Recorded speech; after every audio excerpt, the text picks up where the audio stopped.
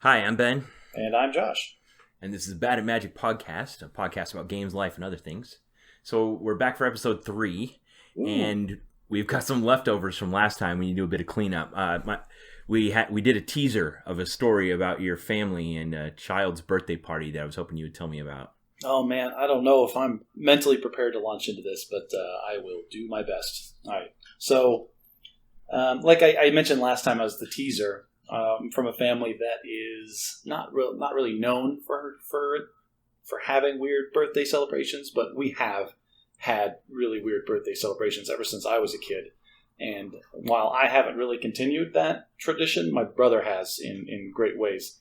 So do you want to start with when I was a kid, or do you want to start and just go right into what my brother did for his son's birthday? I think it helps to have some context. Like, this didn't just come out of nowhere. All right, fair enough. So what was the most memorable one from your childhood that's an example of this elaborate birthday party thing? All right, so I've got 3 that I'm going to share with you. I don't know how old I was or whose birthdays they were or how old they were turning, but I was young enough that everything was like it is remembered with those rose-colored glasses when you look back on those things. But I was old enough to remember some of the specific details about everything and the setup and that kind of stuff. So the first one I remember was we had an elaborate giant food fight for one birthday, and that was the setup. By design, your parents planned a food fight. Intentionally, that's right. We had all these kids over. It had to have been a dozen or 2 dozen kids, like all the neighborhood kids, all of our cousins, the whole family, like everybody. Did it say food fight on the invitations? I don't know if we did invitations back then. That's one of the logistical details that I'm just not privy to since I was a little kid. Birthdays just happen. I'd like to imagine that there were like written or hand drawn invitations that went out to all the other parents and told them for your kids not to wear nice clothing. That sounds like something the rich family would do, but I guarantee what happened with the Fleshman family was my dad was over a campfire or something with my uncles or his friends from down the street, drinking beers, oh, hey, we're going to have a food fight for my kid's birthday next month. You should totally come. And they look like, yeah, that sounds great. We'll be there. That's probably I was more imagining the opposite. I was imagining a kid coming home with birthday cake in their hair and what on earth happened? No, everybody, I think, was aware of what was going to happen beforehand. So when we grew up, we were out on this big 2-acre plot. So we had all this land. And, when you're a kid, 2 acres it might as well be a small country that we lived on. So what was the menu for the food fight? What kind of things were you throwing at each other? And that's the thing since it was a food fight by design, then you design food to be fought with. You don't just make normal food. So I'm glad you weren't throwing chicken bones or something. Yeah, exactly. Nothing, no skewers of meat and things like that. No, that would have been unsafe. I think I remember whipped cream pies, but not actual pie. Just a plate covered in whipped cream was laid out for a bunch of people. I think there was buckets of mashed potatoes and stuff. So it was a lot of easily grabbable, messy food to throw at people. And it just took place way away from the house. There was just this big buffet table of ammunition laid out. Your mom just got plus 50 points on my cool meter. Right? So they laid out all this food, and I think I remember them just saying go, and then it turned into this massive melee that was, I think the intention was it was supposed to be kids only, but of course the adults were close enough to want to watch, which made them bystanders, which turned into collateral damage, which turned into combatants. So it turned into this giant just melee free-for-all. As a good food fight should. As every food fight eventually devolves into anyway. I have never been in a food fight like that, but now that's on my bucket list.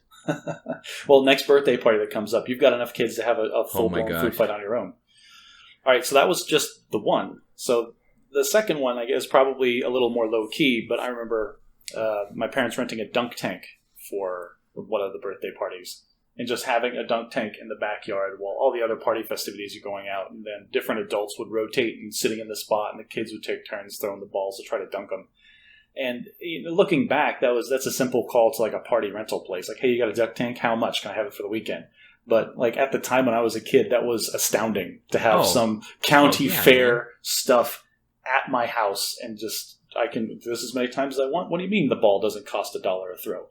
It was it's like taking the glass off the pinball machine. I remember when I was a kid, I only saw those dunk tanks once a year, and I would stare at them longingly, that's something I'll never be able to do. Yeah, exactly. And it seems like a really simple thing when you're an adult, but you really, at the same time, you've got to be thinking outside the box to think, oh, you know what would be great for my kid's birthday? Dunk tank. Okay, so what was the third one?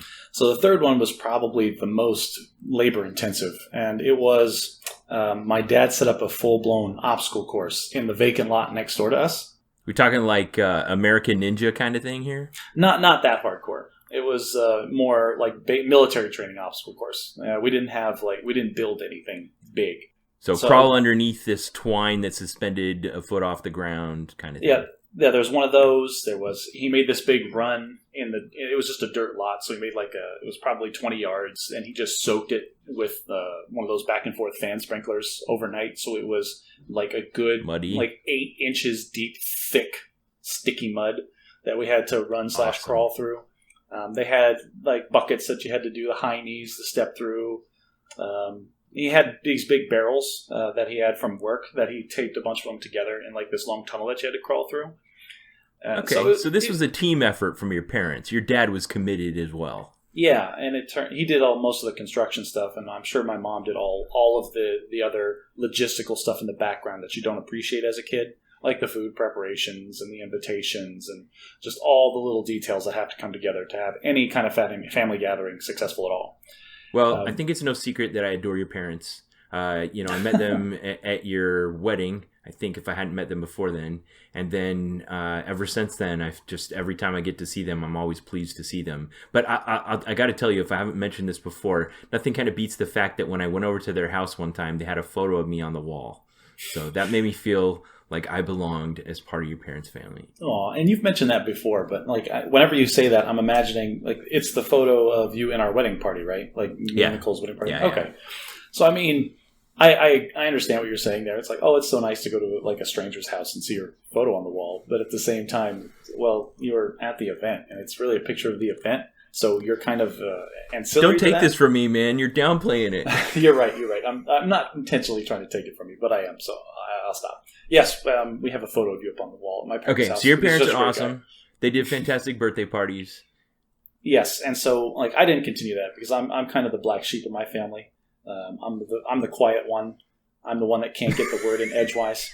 Yeah. Okay, for all the listeners who don't know, Ben is laughing hysterically right now because in every social situation that he and I have ever been in, I'm the one that's doing all the talking, and I'm not going to say I'm the life of the party, but I'm up there and open and talkative and whatever.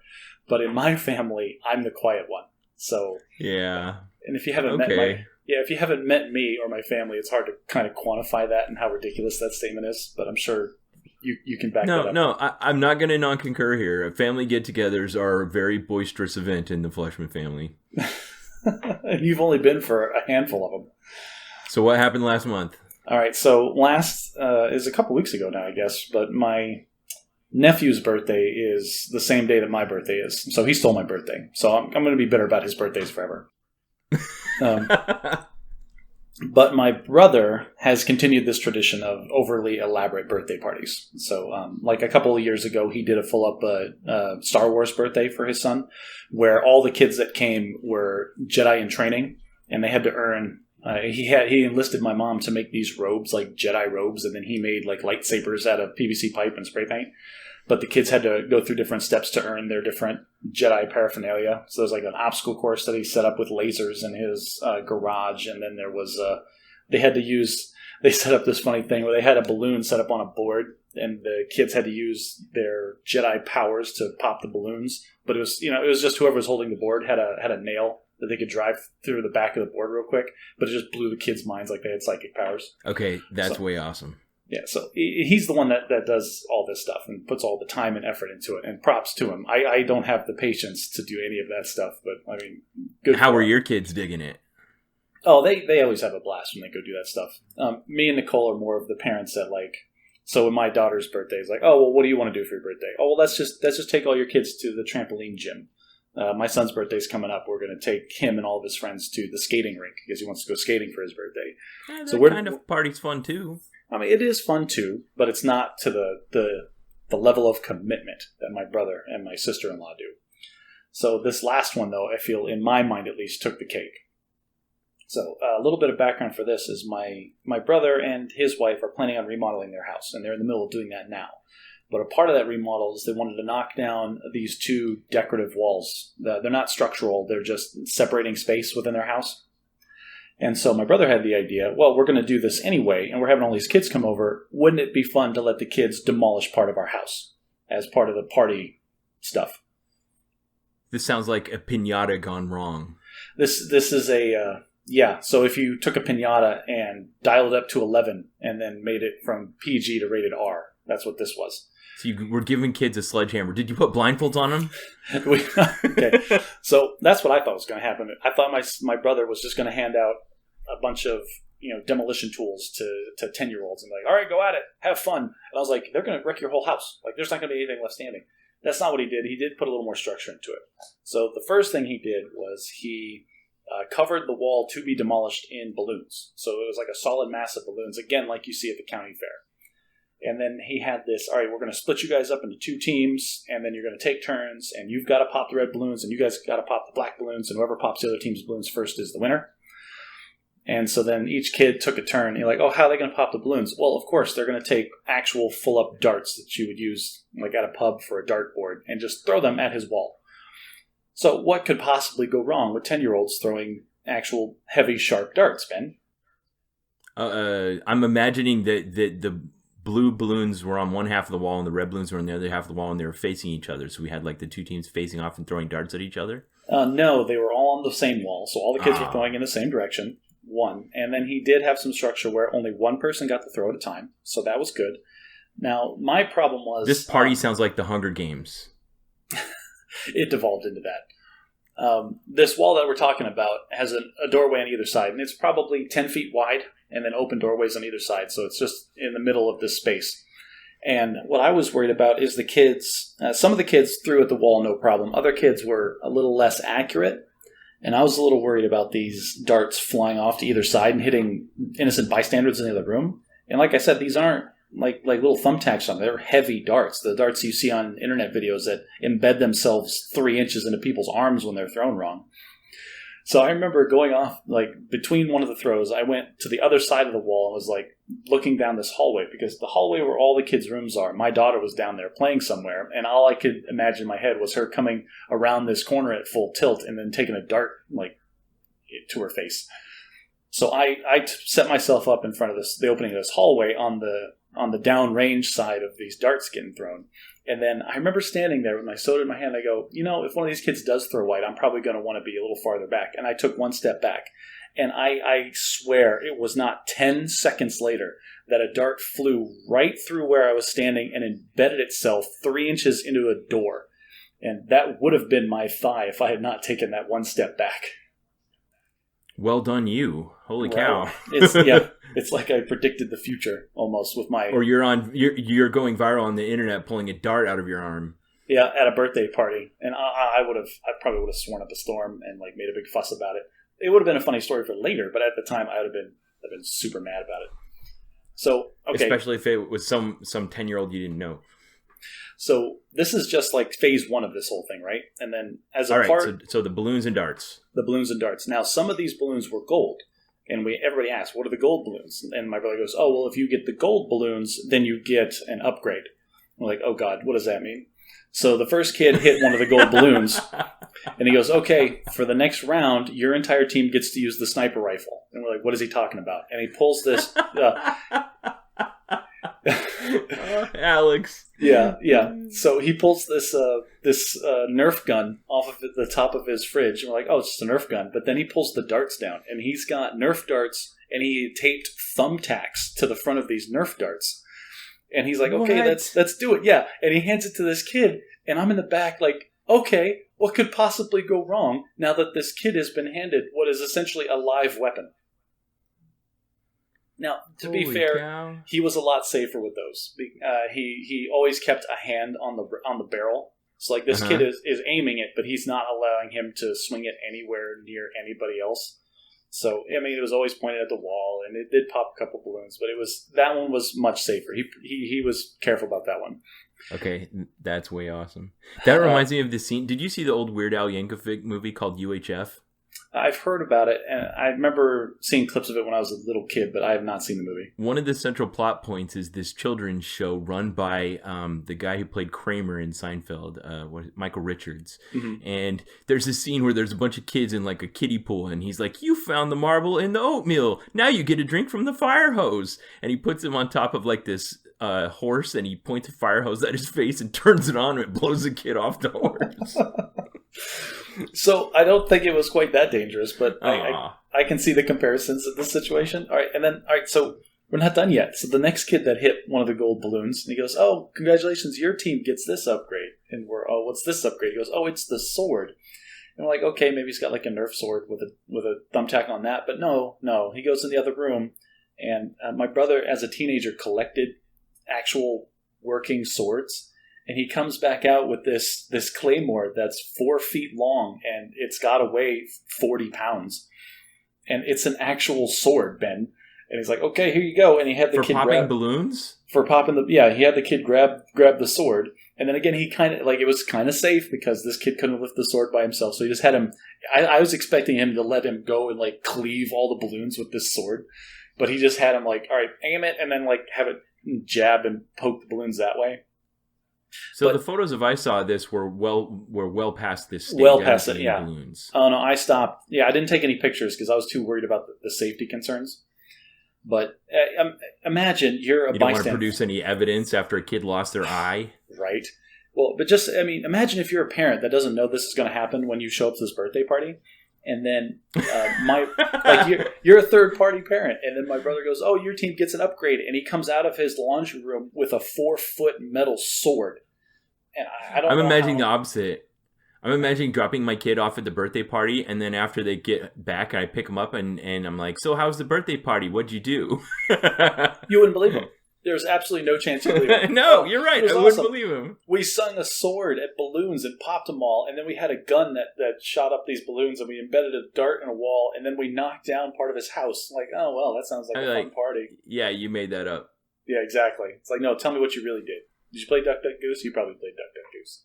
All right, so that was the ridiculousness with the balloons, and I thought, oh, well, that was crazy and a little destructive and fun. But then he goes over to the side, and he has this tarp laid out over all of this equipment, I guess. And he pulls the tarp back. He's like, "All right, now time to knock the wall down." And, he had every heavy tool that he could find. So he had a plethora of hammers, a couple of crowbars, some big crescent wrenches, like anything that was big and heavy that would be used for actual demolition. Do me a favor and describe the children. How many children were there? And describe their reaction when he pulled back the tarp. Did they cheer? Did they gasp? Did they sit there silently with their eyes wide open? So there was probably like a dozen kids. No more than like a dozen kids, ranging from ages where my daughter was probably the youngest at 4, and then the oldest kid there was 10 or 12, maybe. So one of my nephew's friends' siblings. Young enough to be included, but old enough to feel like he's not really part of the group, kind of thing. And yeah, he uncovers this bunch of tools, and like all the kids were like, "What's he talking about?" And then my nephew was trying to explain. He was like, "Oh, well, we're going to knock all this down. Like, we're going to take this, we're going to just destroy it." And then you could just feel the energy level of all these little boys just start to ramp up, and like couple that with all of the sugar that they've been ingesting this entire party, and just the fact that little boys are destructive anyway. And like, wait, what do you mean? We get to actually break things? Like, no, you mean like we're just going to pretend? Like, no, we get to actually swing real tools into the real wall. And what was the funniest thing, and I think my brother set this up on purpose, but like the oldest kid went over, picked up a sledgehammer, and immediately slammed it into the wall, but not the wall that everyone thought was getting knocked down. So there was the main wall with all the balloons, and then there was like this little half-height pony wall separating 2 rooms, and he goes in and just wails and sets this giant hole in it, and my brother runs over and is like, wait, not that one. And then like you could see the parent, like all the kids were like, "Oh," and then all the parents were like sheet white, like, holy crap. And then like my brother like looked over at the kid's dad, and that guy was just completely tongue-tied. Like you see him like working his mouth, like trying to figure out what to say. And then my brother finally let him off. He was like, "Oh, no, don't worry. We're knocking this one down, too. I figured I'd just mess with you." Oh, man. I was holding my breath waiting for the punchline of that. Right? Okay, Like, so yeah, he I'm played the imagining trick on all the parents. I'm imagining the first couple of swings of the kids were kind of timid. Like, they've never done this kind of thing before, and they're not just going to, like, wail on their first swing. That is precisely what happened. So, like, the first kid goes up, and it was my nephew. He's kind of destructive anyway, but he swung and, like kind of dinked the wall a couple times. Didn't really do anything. And then, like, they gave him, like, they did, like, a piñata, where they did round robin. The kid gets a handful of swings with their weapon of choice, and then you move on to the next kid. And then the next kid comes up and kind of did the same thing. And then finally they said, all right, no, never mind. Maddie, come up here. And it's a girl that's on my brother's Little League baseball team. I think she's 8. And she's the hardest hitter on the team. And so she picked up the baseball bat, as I forgot to mention, that's yes. One of the tools he had. And I couldn't believe it. Like, she just went full tilt on this wall. Like, it was scary. Immediately punched all the way through it on the first swing. And, like, she was just wailing on it and got things started. And it's like, once there was, like, a decent-sized hole in the wall, then the other kids were just, like, working to, like, you know, expand it as they went forward. But it was awesome was, like, I think her second time up with the baseball bat, she broke the bat.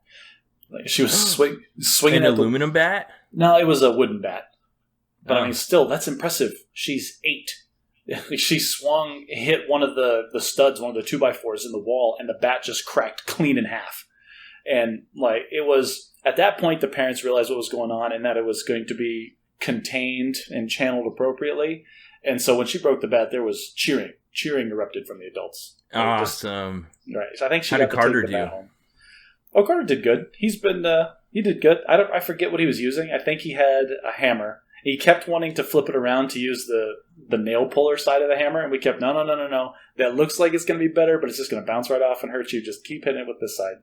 And we had to keep moving him because he wanted to hit the studs, but he doesn't have the strength to knock a stud out of a wall. Like, because who does? So we kept moving him off. But they had a blast. And the pictures that I sent you, and that was the teaser that I sent you, is I sent pictures of my daughter, who was playing dress up in a Princess Wearing Peach a princess costume, holding a hammer, swinging at a wall, yes. That's right. There's a big hole in the wall, and you can see her on the other side, this big grin on her face in a princess dress, just demolishing it. We'll tell Alex and Stephanie that they're awesome. I already told them that they're... I'll tell them that Ben says you guys are awesome, and that'll come in addition to me continually telling them that they're insane. Yeah. All right. So also last time on the show, you said something to me about how the fact that I wasn't nerdy enough to play Warhammer 40K, you said that it wouldn't suit someone at your level of nerdness. And that made me feel like you have some kind of system for rating levels of nerdness that I've never heard before. So I was hoping you could elaborate a bit on that. Maybe just give us a teaser this time. We can go deeper into it next time. So I haven't... All of your systems are very formalized, and you have them written down, and you have charts, and they're color-coded. My systems are very informal, and it's more of a quick classification in my mind that I put people in. I don't have distinct levels, but I think any nerd that is out there has been in the situation where you've met a new person, and you're trying to assess their level of nerdiness, because you don't want to be... There's this dance back and forth. You don't want to be the one to escalate the nerdness of the relationship. You want to know how high to let your freak flag fly. Exactly, because especially for you and I, like nowadays, I mean, being a nerd is mainstream and cool. But back when we were, young professional adults, like being a nerd was still kind of there was a taboo. Shunned. Yeah. So. Like, you try to assess, like, okay, so how much nerd can I show for this person and get away with it kind of thing. So you develop those secret nerd handshakes. I remember one time I was walking down the hallway with, I had just moved to a new unit in the Air Force, and one of my subordinates and I were talking, and we were just having this discussion, and I said something that he agreed with, and he, was nodding his head, writing it down, and he just goes, woot. And then I kind of stopped, and I gave him the side eye, and I'm like... You elevated his nerd level? Well, no, he said it first, right? So he said woot, and then I side-eyed, and did you just say woot? And then he looked back at me with the same side-eye, like, yes, I did just say woot. And so that was like the secret, below-the-table exchange of, okay, so this guy is a nerd. Now it's just a matter of finding out how nerd they are. Because first of all, no normal person's ever going to say woot, and second of all, no normal person's ever going to recognize the word woot. Right, it'd almost just be like you sneezed or something. Yeah, exactly. Like, yeah, you'd get a weird look from them, but they wouldn't say anything about it because they wouldn't know what the word was. So I felt like that was the one clear example of I don't know if he was feeling me out for my nerd level or what happened there, if he just let it slip and I recognized it. But that was like a secret nerd handshake that we did. From there forward, we realized, okay, we're both nerds, so we can be nerds in front of each other. Well, you're right that I like to formalize these things and color code them, so we are going to do this together. Okay. Sounds Not good. today, but we'll start. We'll develop our thresholds just like we did last time for like board games of how complex they can be before they are no longer casual board games. Okay. We'll do that with levels of nerdness. That sounds good. Let me give you the rough outline that I have in my head, kind of classifications, and I developed this system in college. So when I was in college, I remember some friends were playing Halo on the Xbox, and like that's like the entry level nerd. Like you have a gaming console. Because you talk to he's like, oh man, you guys are such a nerd. I'm like, what are you talking about? You guys are playing video games right now. Oh no, but this is Halo. So this isn't nerd stuff. This is just, this is our console game. So there's like the console players. Okay. I feel like there's a level of like board gamers, because I remember being approached very tentatively while I was in college, like, hey, we've got this board game and we need more players and it's really long and complicated. And I'm not sure I know you're kind of a nerd and I'm not sure if you're into this kind of stuff. Turned out to be Axis and Allies, and that game was awesome. Played that a bunch of times. Yes. Big fan? I'm not a big fan. It's a good game, but I'm not a fan of it, and that's a whole other discussion. We talked too much about board games last time, so I'm not going to do it. The next kind of level was, I remember being felt out by somebody else later on. It's like, hey, so I heard you're kind of a nerd. I'm like, yeah. It's like, so we've got this game, and we need players? I'm like, oh, well, like a board game or something? He's like, well, no, there's a book and there's rules, but there's not really any board. D&D. Yeah, and I looked right at him, like, you're talking about a role-playing game, right? He's like, yes. I'm like, perfect, yeah, I'm in. And so that was like, because you can, like, the guy was approaching me with such caution. He didn't want to be the first one to point out that he wanted me to come join him playing a role-playing game, because then I would have, like, I could have, like, looked at him and been like, are you talking about Dungeons and Dragons? Oh my god, get out of my room, you nerd. Like, and he's just worried about, that happening. So there's like different, just those interactions like showed me that there's different levels, and you don't want to be the one to escalate it past the level of the person that you're talking to. Sure. Yeah. What's above that? Live action role play? Oof. That is above that somewhere. I think there's tiers in there that we can define. But yeah, live action role play is something that you don't lightly say that to people. I remember being in a D&D group that I was hosting, and two of the people saying, it's like, oh yeah, we're going to this it wasn't a live action role playing event. It was they had some formalized society. It was basically LARPing, but there was no game to it. It was just everybody's like almost like a Renaissance festival. People go there for the intent of dressing up and pretending that they live in ye olden times. And I remember like, myself, I was like, that sounds cool. I'd be interested in seeing that. Maybe not participating, but, going and seeing it. But then I remember a couple of people at the table, like you can see the look in their face like, oh my goodness, what have I gotten myself into? Which is funny for somebody sitting at a table to play Dungeons and Dragons to think. Is that the end of your levels of nerdness primer for now? Ben's just like, okay, I'm done talking about that. Let's talk about something else. We'll call that my Forrest Gump. That's all I have to say about that. And that's all I have to say about that. I like that. So this week I was at work, and my wife has always kind of struggled with the fact that when I work in a secure area, I can't bring my cell phone in, and I'm not necessarily at my desk, that she can't get a hold of me when she needs to.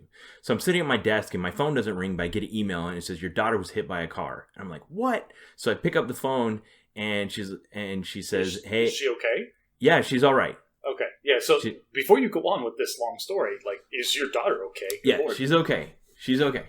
So my 11-year-old daughter rides her bike with her brother, who's 13. She's in 6th grade. He's in 8th grade. They both are in middle school. And they ride their bike 2 miles to a school. They don't cross any main roads or anything like that. But where they were in a crosswalk in a school zone on a 4-way stop adjacent to an elementary school. And as they got to the intersection, one car pulls up that's going 90 degrees to them, and one car pulls up parallel that's going the same direction them, but is going to right turn across them. The car that's going through the intersection 90 degrees to them stops halfway through the intersection and notices them and reaches out their hand and directs them to go ahead.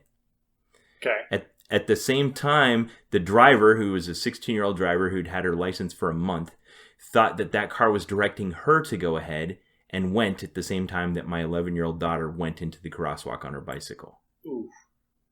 Okay, so at least nobody was going very fast. It was from a stop. Right, but she kind of gunned it.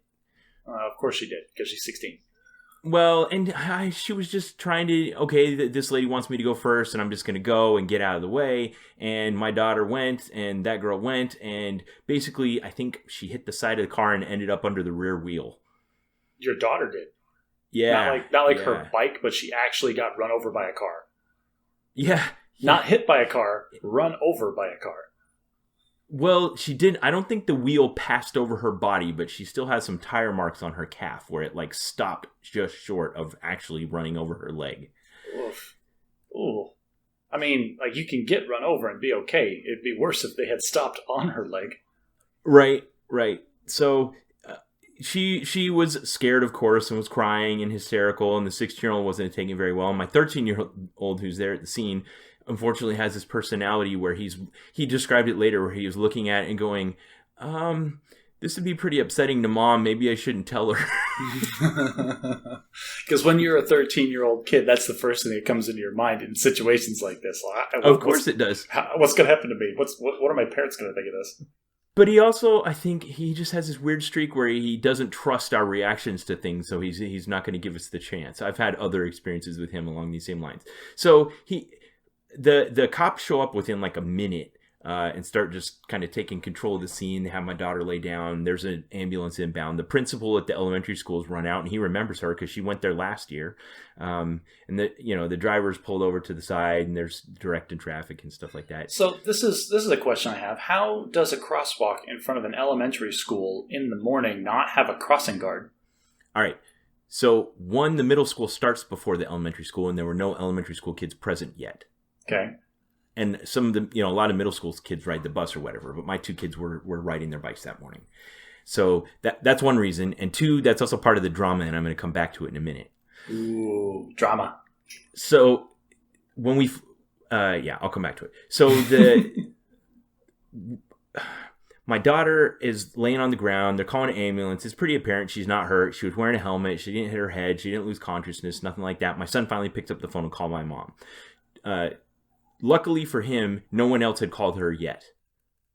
So called his mother. Sorry, I said my mother. Called his mother. So he was the first one to call her, and he told her what was going on. He's like, Mom, they're loading her into an ambulance right now, so you'll just go to the hospital. And I think then the cop took the phone from my son and talked to her and told her what hospital they were going to and stuff. My wife, so your son has a cell phone?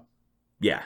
Okay, so that's important then that he is the first one to call, because I wouldn't necessarily expect my kids to be the first person to call me in this scenario unless they had a phone in their hand, in which case that better be the first action you do is take out your phone. That's the talk we had, and it wasn't the first action he did, but maybe it will be if something like this ever happens, God forbid, in the future. Right. So they said, we're taking your daughter to the hospital. She's okay. Everything's fine. My wife had my 9-year-old daughter at home, and she needed to take her to that elementary school right by where the accident had happened before she went to the hospital. Did your wife hit a kid on the way there? Is that where this is coming to? That is not where this is going. I'm going to make it quick. So she goes out to drive my daughter to elementary school, and the cops and the girl that hit her are still there. And as my wife drives past the car that the 16-year-old driver hit my daughter in, she sees her sitting in the driver's seat crying her eyes out. And the cop's out there like writing a ticket or whatever. So my wife drops my 9-year-old off at the school. And before she goes to the hospital to pick up my daughter, she gets out of the car and goes over to the cop and says, can I talk to the girl that was driving the car? And I don't know if I'm inserting more detail than was actually given, but he probably was kind of like, why? Hesitant. Yeah. Are you going to swing into a blind feral mama bear rage? Right. But I think she already was coming across as cool and collected, and he wasn't too uneasy, but she basically told him, I just want to tell her it's okay. And he's like, fine, go ahead. So she went over, knocked on the window, and the girl rolled down the window. She says, do you mind getting out of the car? And she said, sure. And she just gave her a big hug and says, it's okay. No one's mad at you. I'm sorry this happened. My daughter's going to be all right. I hope you're okay. And then she went to the hospital to pick up her. So this is another excellent time to point out the difference between the Rich family and the Fleshman family. Because if it had been either my wife or I that had showed up on the scene, the exact same scenario, 16-year-old kid crying her eyes out, I probably would have been a little less, just because, girls crying disarms men. That's just in our genes, I think. But I feel like my wife and I would have had the same reaction. Oh, do you mind if we talk to the 16-year-old? It's like, why? It's like, oh, we're not going to hurt her or anything. We just want to talk to her. It's like, okay, fine. Like, can you step out of the car, please? Yeah, sure. And she steps out of the car. And our immediate reaction would have been, I'm not going to stop until you are never allowed to drive ever again. What kind of... And to just go off on some rant about how I'm going to destroy her life forever because of this irresponsible thing that she did. So, yeah, while Ben Rich's family is all about the forgiveness and trying to make everything better, I'm all about the vengeance over here, man. Like, you're going down, and I don't care what it costs. So once I found out what actually happened, I felt really bad for this poor girl because, okay, if you or I are pulling up to a crosswalk and we're going to turn right across the crosswalk, we're cognizant of the two kids on bikes beside us that we just passed on the way. Right. But I could see how this 16-year-old in their daddy's car didn't see him. And she gets to the intersection, and the person stops in the middle intersection and waves to her, and she thinks that person's waving to her, and she can't see across the car through her B-pillar to the little girl on a bike. No, don't make excuses for that. Your daughter was a pedestrian. She had the right of way, always, because pedestrians do. And the 16-year-old kid broke the rules. Didn't do what she was supposed to do, didn't check all the way around her before she started going. She didn't question the strangeness of the situation with a car stopped in the middle of an intersection waving something to go. That doesn't happen. She will next time. She will next time. This is not the way you're supposed to gain these kinds of experiences. Yeah, well, I'm more mad at the lady who waved the poor girl through the intersection. She shouldn't have done that. She should have just gone. That lady should have everything would have worked out. I completely agree with you. That lady, whenever you're doing something unusual in a situation where everybody agrees what the rules are, you're just adding complexity. Because now, this is the problem. This is what really happened, is you subverted the rules. Like, this is the standard operating procedure for a four-way intersection. But you're doing something unusual, and now everybody's judgment comes into play. Yes. Every person in the situation... My daughter was confused. The 16-year-old driver was confused. Everyone was confused, and it caused a problem. Everybody had to assess the situation and make their own determination of what to do. Your daughter got waived, and she's a little kid, so she thinks, oh, I'm allowed to go. Because an adult, an authority figure, told her that she can go. And the 16-year-old girl, if it wasn't a 16-year-old girl, if it had been, an older, more experienced driver, they probably would have been like, okay, what is going on? And taken an extra second to look around and figure out what the scenario was. But the 16-year-old probably just too inexperienced and just like, oh, I guess I get to go now. All right, so here's what we put the placeholder in for a minute ago. So last year was the first year. Go ahead. Sorry, to close out that part of the conversation, I still would have sued her until I owned that car. Well, her insurance company will pay for the hospital bills. So last year, the school, for the first time, had been like, why are we wasting so much time getting traffic guards for this intersection? We don't need them, and they'd stop doing them. This was the first major event to happen at this intersection since the school had stopped having crossing guards.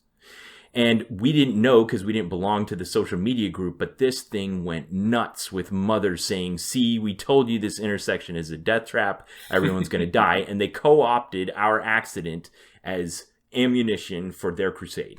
Oh, they're printing Russia's picture up on their posters as they picket the school. You got now. It. Yeah.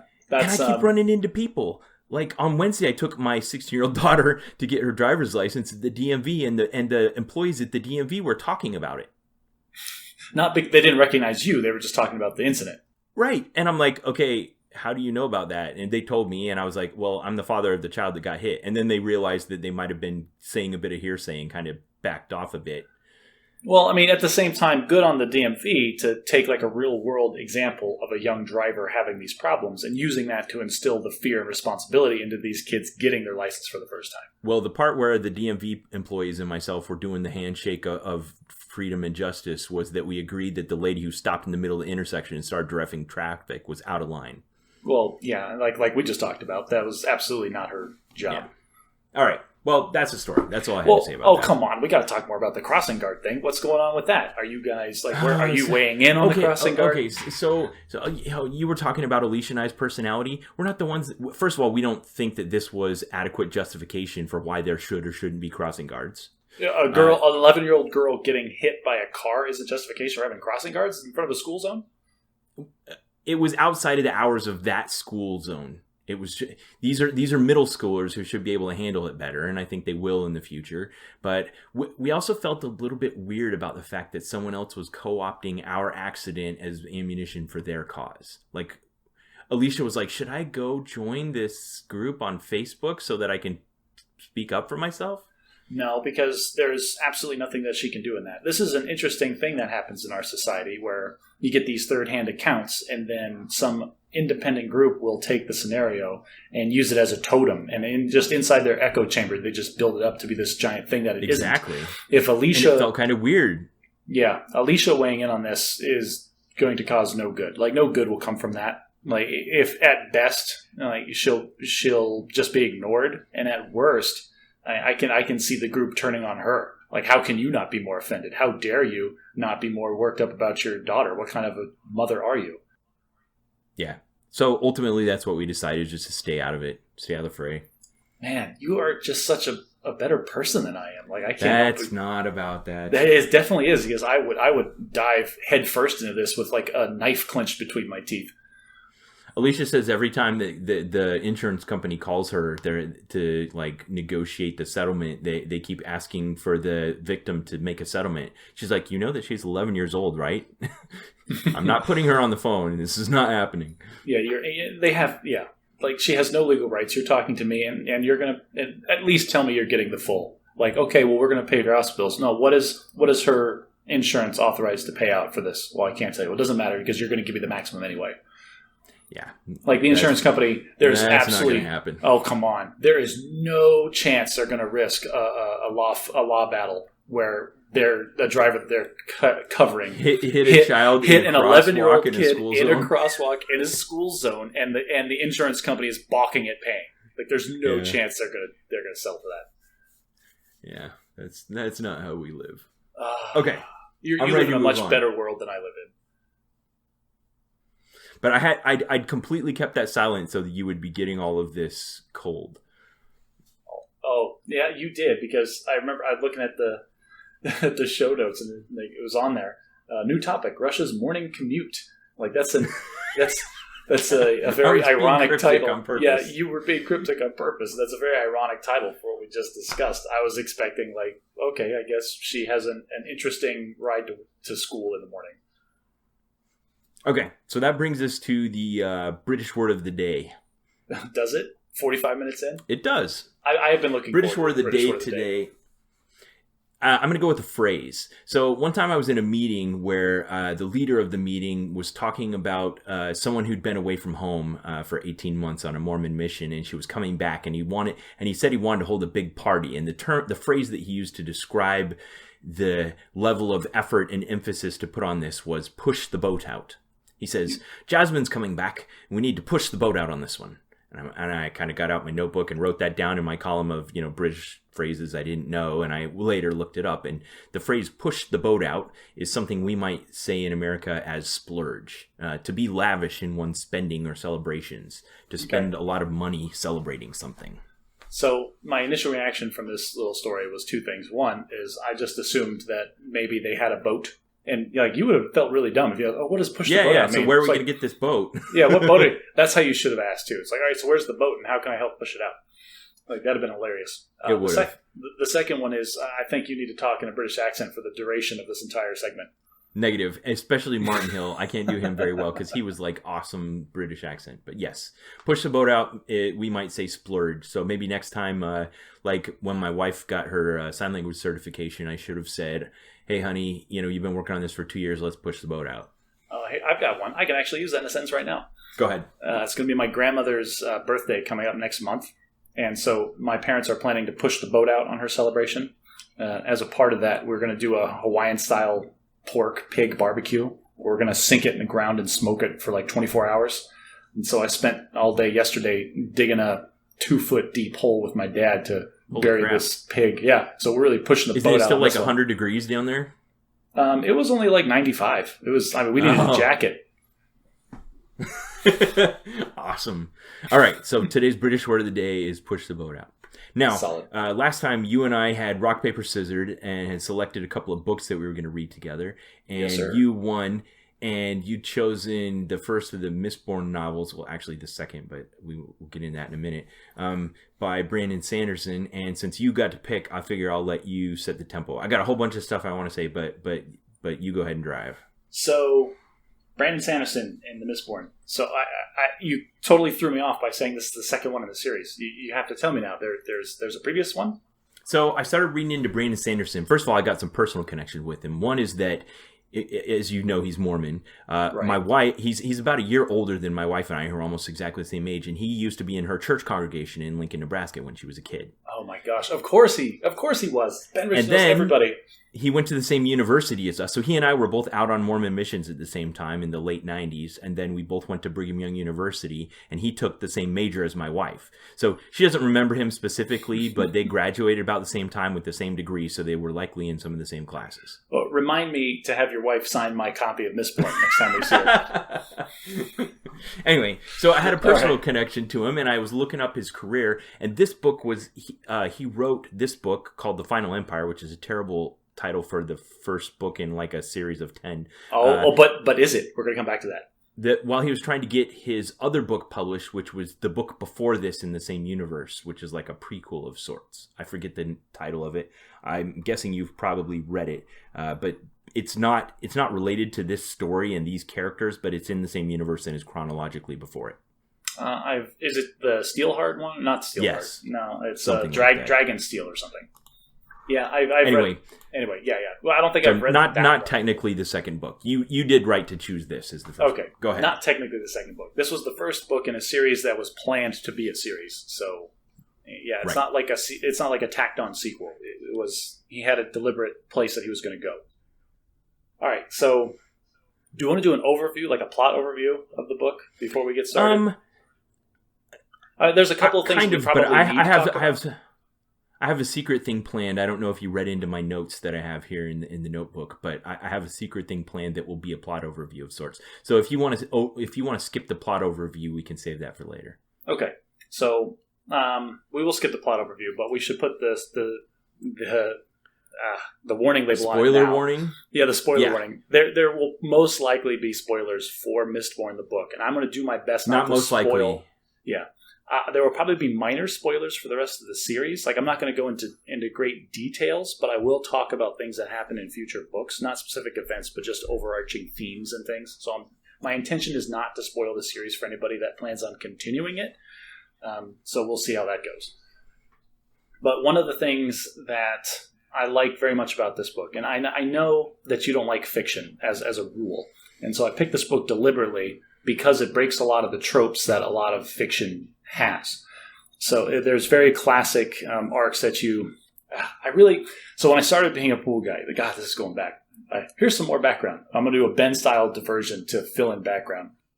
So 5 or 6 years ago, I was a pool guy for a long time, self-employed, and like Ben mentioned in the previous podcast, I had a lot of mental downtime where what I was doing took maybe 10 to 20% of my brain on average, and so the rest of it was just kind of bored. And so I would put headphones in, I would listen to audiobooks. And at first I was listening to a lot of nonfiction, which was, it's really hit or miss with nonfiction, whether it's interesting or not. And if you get a book that's not interesting and you're forced to listen to it for the full 8-hour day while you're working, it can be a real problem. So then I switched to a couple of fiction books, and I found that those held my interest and my attention a lot better. So I was reading predominantly fiction during this time.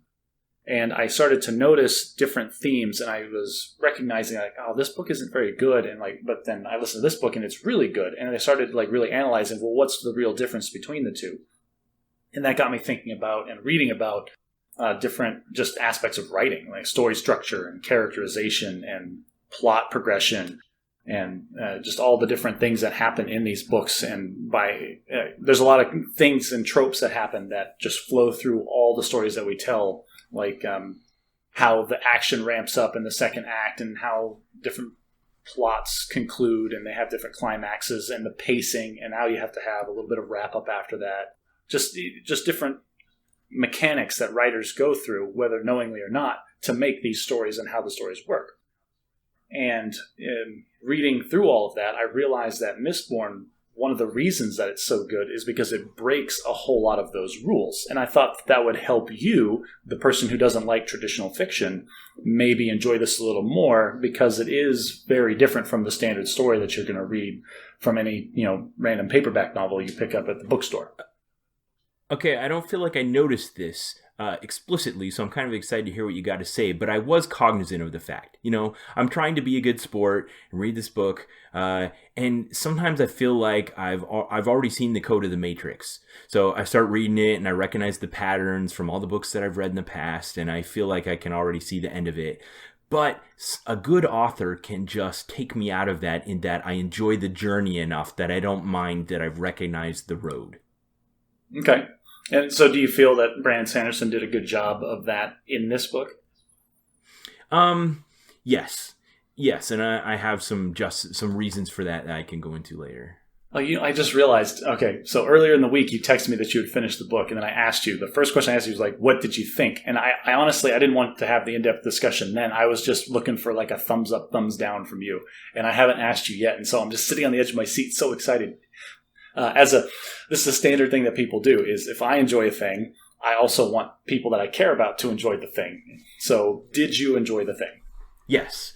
Not Excellent. To the level where I'm ready to read the next book, but I did enjoy this book. Okay. Well, I'm glad the book that I forced you to read wasn't terrible. Well, okay, in my defense, you last episode, and we have it on tape, said that this was a short book and that it would take 10 hours to read. It was not a short book. It was 541 pages, and it took 26 hours to read. Okay, did you listen to it, or did you read it? But I realized just now when you were talking about the pool boy problem that you and I have different requirements. And this relates, I'm going to go off on a tangent here, but Malcolm Gladwell in his book, The Tipping Point, talked about how they were doing research on what people wanted on their morning commutes, and how in a restaurant like McDonald's or something, people were ordering milkshakes in the morning. And they're trying to figure out why they were ordering milkshakes in the morning. Is because they needed the milkshake to do a job. And they would have a long commute, and the milkshake would be thick and slow to drink, and so it would take them basically their whole commute to consume it, as opposed to like a coffee or something that you could just drink and it would be gone. So you and I have a different requirement for a book. I have a 20-minute commute, and then I have to turn it off and go into work for the day. And you had, an 8-hour work day where you needed this thing to be like a milkshake. I will not. It needed to be good and slow. I will not deny that was the purchasing decision with a lot of the books that I got out of Audible while I was doing pools. Was I was on the subscription, and every month you get a credit. And so with that credit, you can get any book in their library. It doesn't matter if the book is 5 hours long. It doesn't matter if the book is 45 hours long. So I was trying to milk that credit that I got with my subscription for the maximum amount of listening time. And so, yeah, I did mention that it was a short book. And here's the problem, is that the later books in the series are like 10 hours long each. But I forgot that the first 3 books they're like 25 hours each. So I do apologize for misleading you that way. Well, I owed you one because I'd also screwed up the first podcast we recorded, and I had told you the wrong day. So I figured we could call it even now. We still haven't talked about that and mentioned that I was in my office set up with everything up and running. Man. And I'd called you on Skype a couple of times, and you hadn't answered, and I finally texted like, so are we doing this? And you just had completely forgotten about it. Oh, yeah, my bad. All right, so you'd written down here that we were subverting our expectations, and I'm not sure I know what you mean by that. Okay, so one of the easiest and the clearest things, the subversion of expectations, is the training or the amplification of the power that the main character gets in the course of a fantasy book. So in typical fantasy, there's always the protagonist, and they're fighting against the antagonist. And whether that be physical combat or political combat or whatever, the protagonist typically gains experience and power slowly throughout the book. And one of the things is there's always the third-party mentor or some external source where they're acquiring this power. And a standard trope in fantasy is that this power increase comes in drips and drabs. Like they work very hard, and then they slowly attain these new skills or these new perspectives or new knowledge or whatever the thing is, and they just slowly acquire it until they build a ramp and they train and they become good enough to then overcome the antagonist. And this book subverts the expectations, and they almost even mention it explicitly that they're subverting expectations when the main character, Vin, meets up with the mentor figure, which is Kelsior in the book. And like the first night that they're out training together, he lays it all on the line. It's like, well, this is everything that you need to know, and all that's left is practice. And like she even mentions at one point, like, so what are you keeping back? Like, what are you going to hold over me so you have power over me? And he like says, like, that's not how I work. Like, either you're with me or you're not, and I'm just going to give you everything up front right now. And so that was one of the first and most blatant like subversion of, well, where Okay. a reader of fantasy novels is expecting this to be a slow arc. And Vin goes from this 14-year-old street kid to like a full-blown assassin in the course of like a chapter. All right, so I have two theories about that. One, I see exactly what you're saying, and I agree with you in a respect, but I saw it differently. I saw that Sanderson decided that he was what the central conflict of the book was going to be for our protagonist, Vin, and that was trusting people. Yes. That's the next bullet that I think I have in here, is because we've subverted the expectations of the typical fantasy, like you just mentioned, the main point of the book is not the external conflict, it's the internal conflict. It is how we get to see the transformation that Vin goes through as a character. Because, so, it's almost, the fantasy plot and everything is great and interesting and very well done, but at the same time, we care about the characters because they have such relatable human emotions. Like one of the reasons I love Brandon Sanderson as an author so well is all of his characters feel like real people with real flaws, and like you really empathize with their plights. And like anybody, like any nerd has felt that kind of loneliness and that ostracism that I think the main character feels for different reasons, but everybody can sympathize with feeling like the outsider and wanting to be a part of the group. And that just makes us so emotionally vested in these characters. So our protagonist Vin, our protagonist Vin, her conflict comes from her upbringing. She, I can't remember what happened to her mother. Her father like raised her in this really antagonistic, or no, she can't remember her father, and her brother raised her in like this antagonistic way where he told her just don't trust anyone. Everyone's going to betray you. And she became a street rat and then got recruited into like these thieving teams, and where they would always stabbing each other in the back, and she just lived this really uncertain, unsteady life that led to her basically adopting as her core value that everyone, I forget how it says it in the book, everyone will betray you at some point. Yes. And that's the whole idea, is that her upbringing was, and her brother was very, very hard on her because, well, there's reasons, but part of that was she was a little girl in a very dog-eat-dog world where they're living on this tiny margin in this very dictatorship, a very hardcore dictatorship society where they're not supposed to exist in the first place. And if she's going to have any shred or any chance of any kind of life, happy or not, she needs to be just cutthroat, ready to fend for herself and not care about anyone because other people are just going to drag her down. A niche way to do that, since she recognized she couldn't overpower people and didn't recognize at the time she was using magic, her defense was sometimes just being inobtrusive and easygoing and, giving in easily as just a self-defense. It would shorten her beatings or get people to ignore her and not consider her a threat. Well, yeah, and you can make the comparison to nature. Like there's animals that survive by being the biggest, the strongest. There's animals that survive by being the fastest or the most athletic. And then there's the ones that survive through pure camouflage. She's trying to be just so under the radar. She's definitely a camouflage kind of animal. Yeah, exactly. And that's one of the recurring things to the whole thing, is that she's just so sneaky and so quiet and so aware. She's this timid mouse that realizes that she could be crushed underfoot. So you'd mentioned how Kelsior recognizes in her the power to become like him and that he's going to be her mentor. And then you said, then it's just a matter of getting ready. And so I was considering this. I'm like, okay, so we need a training montage. Like in a movie, this is the time for the training montage. What's the book equivalent of the training montage? And just as I was starting to think this, basically the book ended, and I think this book's in 5 parts that are like acts in a film or a play. Right. And that's when we basically closed the curtain on part 1 and then opened the curtain on part 2. We've skipped forward a month in time, and now she's relatively adept with all these new skills she's been introduced to. Right. And the opening scene of the second part is her and Kelsior having a sparring match out in the night and just beating the crap out of each other and just really showcasing what the just how that's one of another thing that I like fiction is like I like imagining like they're just people that are just so far beyond with these capabilities what normal people are, and so they're flying through the air at night and like winging pieces of metal at each other, and like it just comes down to this like almost battle of wits to see who can position themselves better than the other. And it's just a really interesting and thoughtful way to use the powers that they have. again. Yes, which leads into one of the other ideas you've written down, where I think a magic system, if you're going to have a fantasy world and some type of way of interfacing with some otherworldly power, that it has to set up dilemmas that allow for creative application of the powers in an interesting way. That just Go ahead. Right, and I put those in the show notes because this is I'm not going to take credit for this at all.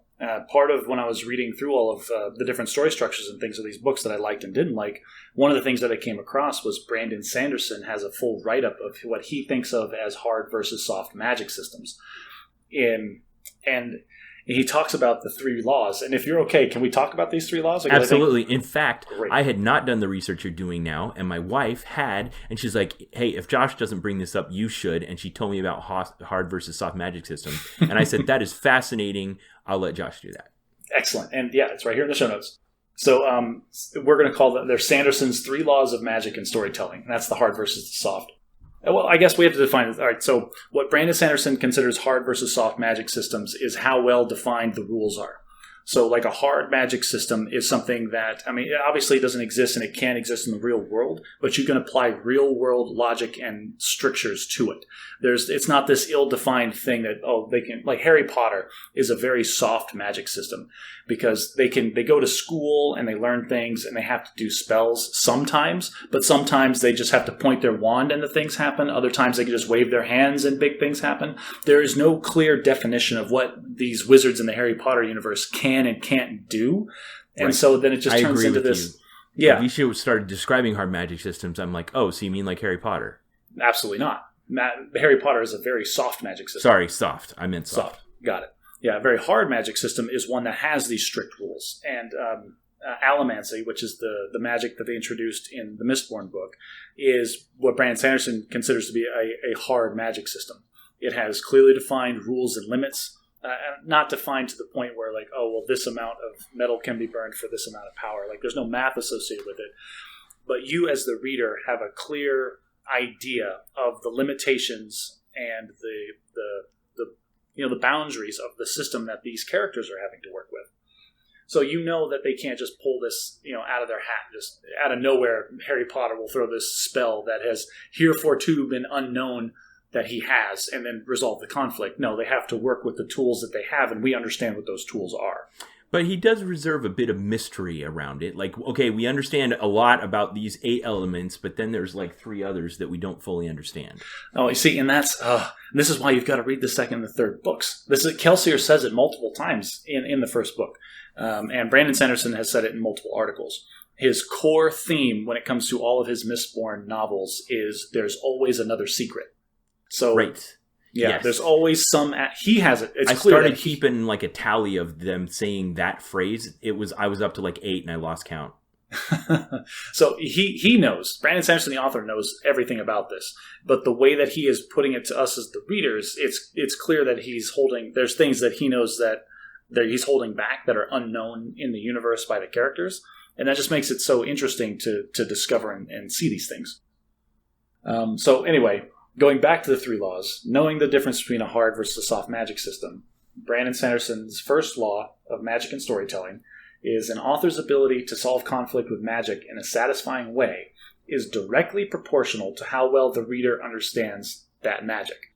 And what that means is, again, if you've ever seen a movie or read a book where there's this huge conflict and there's this big climactic battle that's happening, and then one of the characters does something with their magic that they've never done before, that has never been explained, and that just totally resolves the situation, it's very unsatisfying.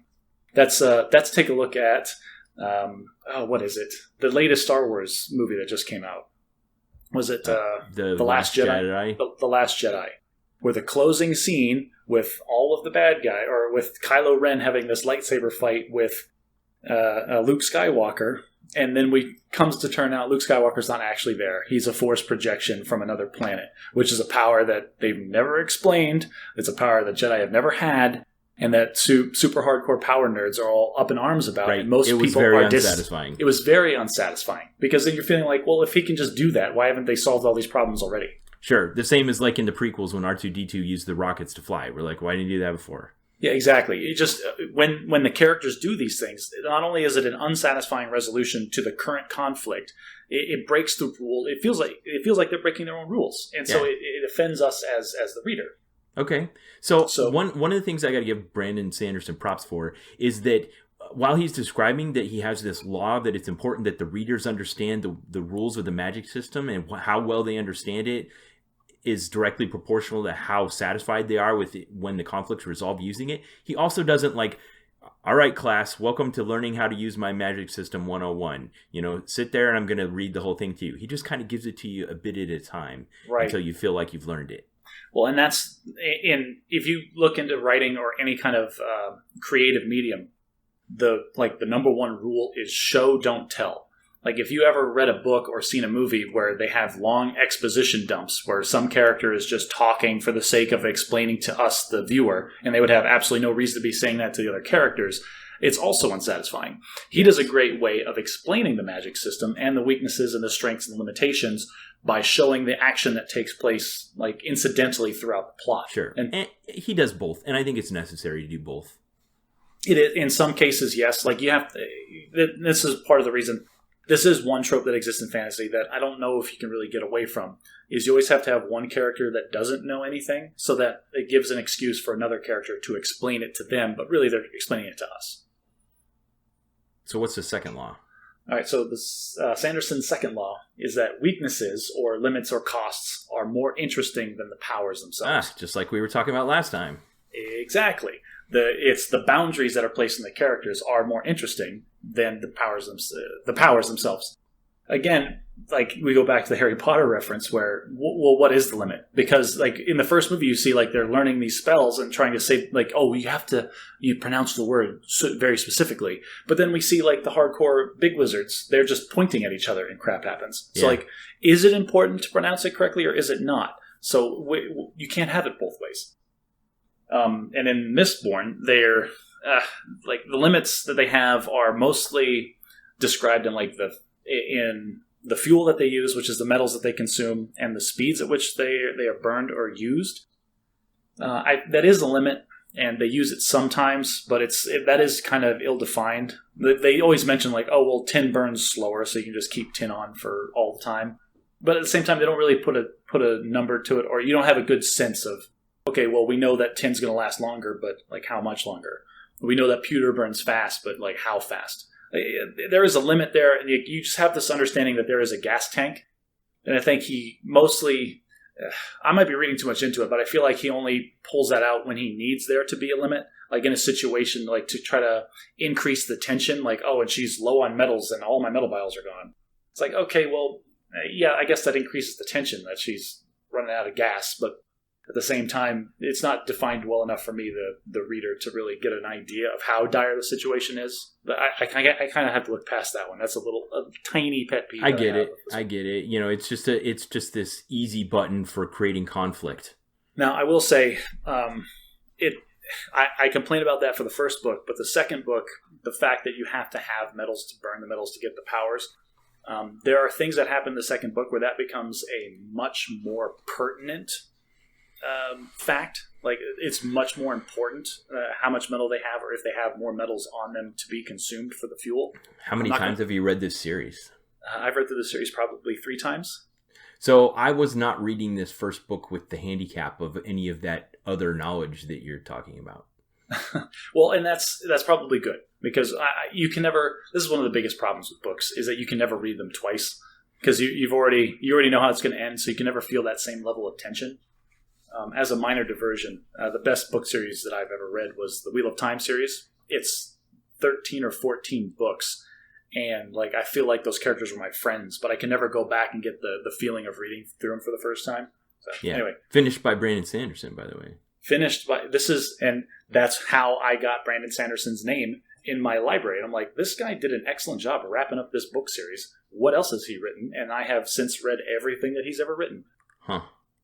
The only author I do that with is John Grisham, but I don't think we'll read any of his stuff lately. It's anytime soon. All right, so what's the third law? All right, so Sanderson's third law is expand on what you have already before you add something new. If you change one thing, you change the world. And I think an excellent way to illustrate this point is going back again to The Last Jedi. That Star Wars movie that I think everybody kind of agrees was kind of a letdown after the successful You're right. It violated all three of these laws. It did violate all three of these laws, and the biggest one was the scene in The Last Jedi. We should have put spoiler warnings for that too, because we ended up talking about it. Spoiler warnings for The Last Jedi, everybody. But there's a scene in that where the one lady left over in the big cruiser, turns the ship around and then jumps to light speed and rams it into the bad guy ship. Yeah. Great example. Changed the entire universe. Right. And so first of all, I want to make this clear. I really like that scene. Like when I was in the theater. I saw it in the theater, and the way they did the sound was great because the sound completely cuts out, and then the bass comes up from a sub-audible level, and you can feel the place rattling before you can actually hear it. That was really well done. It was a very powerful visual scene. However, for the Star Wars nerds, you realize, well, why haven't they just had droids fly fighters at light speed into enemy ships this entire time? This is you just violated every rule of ship-to-ship combat that you've set up in this universe since the universe was begun. No one ever thought of this before? Right? Oh, wow, that's an amazing thing. That should be... if you're a rebellion, that's the idea. You're the rebellion. You're the underdog. You're fighting against this monolithic power. That should be the number one go-to tool in your toolkit. It's we'll just take an X-Wing, we'll slap an R2 unit in the thing with no self-preservation in it, programmed in it whatsoever, and have him light speed right into the Death Star over and over again until the thing is just slag. Yeah. Anyway. That's the third law. That's the third. You have to work within the limitations you've set up in your universe rather than going someplace new. Exactly. If you, as the author, can't figure out a way to resolve the conflict without breaking your own rules, then what are you even doing? Then you've put your characters in an impossible situation in the first place. It's more interesting to see a clever resolution of this conflict in a way that's unexpected, that would be difficult to do, than it would be to pull some new trick out of the hat and introduce a whole new thing. Because again, now, if I ever go see the third Star Wars movie, all I'm going to be thinking about is any time they have any kind of ship-to-ship battle, why aren't they just light speeding into the other ship? Right. So let me restate the rules and see if I understand them. So the first one is you need your audience to understand your system, and the better they understand it and you work within the limits, the more satisfying it's going to be to them. Right. If the reader or the viewer understands the limits and the boundaries of the system, then they will understand when the characters use that to resolve their conflict. Okay. So then the second law is but you have to give them weaknesses. And that's more interesting than their unlimited power. Right, which is the same thing we talked about last time with you have to have boundaries. Restrictions breed creativity. Yes. Exactly. And then the third law is work within the universe that you've established, because if you change something, you've changed the whole world. Exactly, because if you change something, then people can't help but go back and retroactively apply that change to everything that you've done up to this point and see how you've kind of broken your own rules. Okay, so I took it kind of differently in my approach to it, because I knew you were going to have this big picture approach since you'd read the whole series and everything. And I wrote down quotes where I thought he touched on interesting ideas. So I want to kind of dip into a few of these. That actually sounds really good. Let's do that. Okay, so one was in the prologue where Kelsior is talking to Breeze, and he's offering him some nobleman's food, and Breeze says to Kelsior, new tastes are like new ideas, young man. The older you get, the harder they are to stomach. Okay, so I have to point out, he's not talking to Breeze in that scene. He's talking to... Yeah, I can't remember again. Menace. It is Menace, yeah. Okay. So he's talking to Menace, and Menace basically tells him, I'm not going to try a new food because I know what I like. And man, this hit me so deep, because there's so many times in my professional life, in my church life, in my family life, where I'm struggling against this idea where when you're talking to somebody old, they're just set in their ways. And I loved how elegant this little vignette was. New tastes are like new ideas, young man. The older you get, the harder they are to stomach. That was so true. Love that. Well, that is very true to human nature, but it is something I disagree with. And personally, I try to keep that out of my brain. This is a diversion, but I remember one of the podcasts we like very much, CGP Grey. A guy talks on that. I like a lot of the ideas that he has. And one of the things that he says in one of his videos, it's not really a throwaway line, but he talks about it for only 2 or 3 minutes. And he says something that your opinions and your thoughts are separate from you. It's when you confuse your opinions and your thoughts as being a part of you that problems happen. So if you always want to be right, you always have to be willing to change your mind. And so I'm always very aware of myself of if I'm starting to push back on an idea, I like to ask myself, well, why am I pushing back on this idea? Is it because I disagree with it, or is it because it conflicts with something I already think? And is that really the best reason, or the best thing to be doing in this scenario? But it is, like you mentioned, very, very human nature to become, especially the older you get, you just become more and more set in this mindset and very resistant to change, especially from the outside. Yes. So, yeah, in my professional life particularly, there's been so many times where I see a good idea that can't get its chance until a few choice people retire or die. That's frustrating. You always want to hope that if it's a good idea and you can quantify it, that you want to be able to take to those people and somehow logically work them through, okay, you're being irrational. I can prove that this is better. And it's always nothing but frustrating. Right. They're just like, nope, I'm not trying new food. No, I don't like it. So another theme I found throughout the book that was kind of interesting, but not necessarily germane to our time, was this idea of social warfare. One of the at the heart of the conflict of the book is this nobleman, the upper class versus the lower class, and what happens when they mix, and how the upper class thinks they're better, or the lower class doesn't think they could ever be as good as the upper class, or what happens when there's half breeds, and what their value for life, and all the kind of things that go along with that conflict. Well, what's interesting, I actually have that in the notes as well as a different thing, is what you're talking about, this class struggle with what the noblemen think, what the ska think, and their interactions and how they're forbidden and all that. And part of that was this, the main antagonist, the Lord Ruler, the dictator, the immortal sliver of infinity that rules this society, has built that into them. Like, he created this faith and is leveraging it as a tool to kind of keep the ska down. Like, everybody is taught these things. So this class warfare is the basis of his power. It's one, yes. It's, that's classic dictatorship, right? Is if you make everybody focus on something else other than the fact that they're being oppressed. And so you have the ska just beat down, and you tell them, you belong here. This is where you go. And the noblemen are on top, and you belong here. This is where you go. Your job is to keep them where they're supposed to be. And it's really clever that his entire faith is built around this idea that, well, he's untouchable. But, anything that you play with in this playground is fine. He's up here doing his thing. You guys do your thing down here, and just keep it that way. Okay. So, yeah, I found that interesting throughout, but there wasn't anything I found particularly insightful about that conflict. I kept waiting for it. I kept waiting for him to have some kind of insight or idea that would bring something new to this age-old human conflict between the upper and the lower class. But ultimately, I didn't feel like I found it. The class warfare and the class structure thing is, they actually talk about that a little bit more in the second and third books, but it doesn't go into the depth probably that you want it to. There's a lot that's been said in in just the zeitgeist in general of class warfare and upper versus lower, middle, whatever. I think his more of the message that he was doing was is a lot of the core book and the plot line hangs on this idea of religion and faith and how people. I don't want to say use that, but how it can be used for objectives other than just what the stated purpose is. Because there's the Lord Ruler who has his steel ministry and his religion, which, you can see is this constructed thing to try to make the society as stable as long-term as possible. And then, Kelsior combats that by kind of creating his own rogue religion and instilling it into the people to give them that the moral foundation to rise up and fight against the oppression that they're suffering, when for thousands of years they've just taken it. And he's finally given them this other idea and instilled it in them in such a way that they take action on it.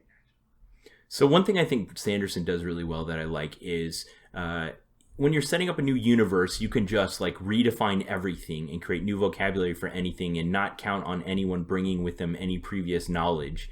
And in that way, you don't have any burden of previous knowledge. Everything's fresh, but it's almost too much.